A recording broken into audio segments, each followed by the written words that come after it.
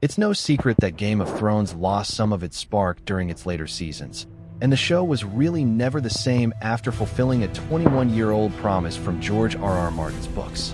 The first Song of Ice and Fire novel was published back in 1996, and it laid the groundwork for one meeting from the very beginning.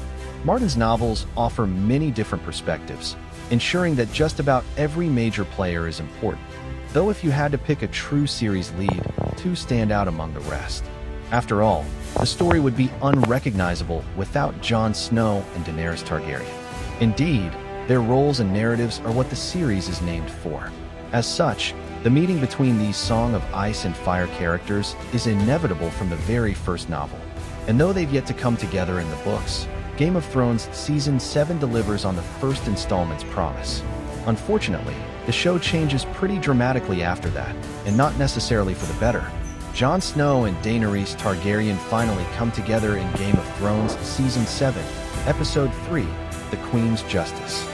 Desperate for allies in the fight against the White Walkers, Jon answers Daenerys' summons against every piece of advice he receives and travels to Dragonstone. This encounter is a long time coming, as it's inevitable that Dany and her dragons will get involved in the conflict north of the Wall.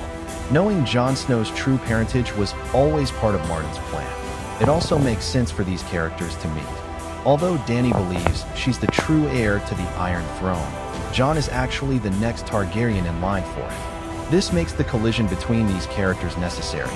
And, of course, so does the drama required to keep a TV show satisfying. But Jon and Daenerys are likely to cross paths in the source material as well, even if it's not in exactly the same way.